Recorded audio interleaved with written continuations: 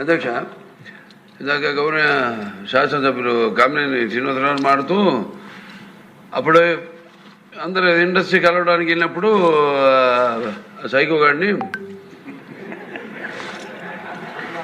చిరంజీవి గారు గట్టిగా అడిగితే అప్పుడు ఈయన వచ్చాడంది అబద్ధం. గట్టిగా ఎవడు అడగలేదు అక్కడ. అది మీరు అన్నారు ఇందాక, ఏదో గట్టిగా అడిగితే ఈయన వచ్చాడు మళ్ళీ కలవడానికి, లేకపోతే ఏదో సినిమాటోగ్రఫీ మినిస్టర్ కలవమన్నారు అని. ఏంటంటే అండి అవి మిగతా ఓకే, అవమానించడం ఆయన ఓకే. ఏదో ఆయన పెద్ద గట్టిగా చెప్తే ఆయన దిగి వచ్చాడంట కలవడానికి, లేకపోతే సినిమాటోగ్రఫీ మినిస్టర్ కలవమన్నా అంట. మనం కూడా నాకు ఇన్విటేషన్ వచ్చింది ఇక్కడ ఫిల్మ్ డెవలప్మెంట్ ఒక లిస్ట్ తయారు చేయమని. నాది 9వ పేరు వేశారు.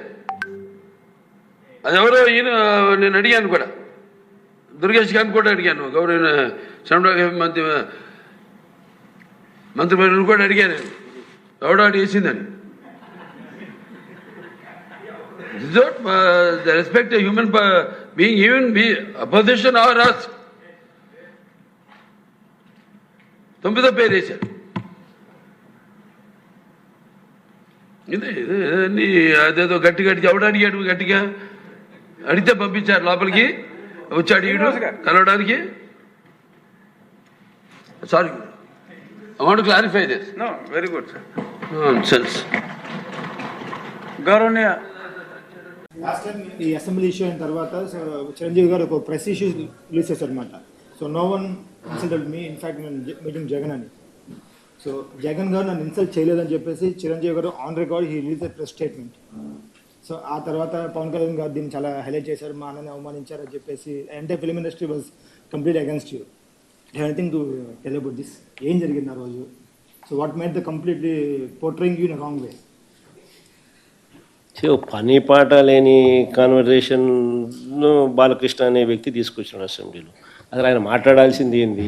అసెంబ్లీలో ఆయన మాట్లాడాల్సింది ఏంటి? ఆయన తాగి మాట్లాడింది ఏంటి?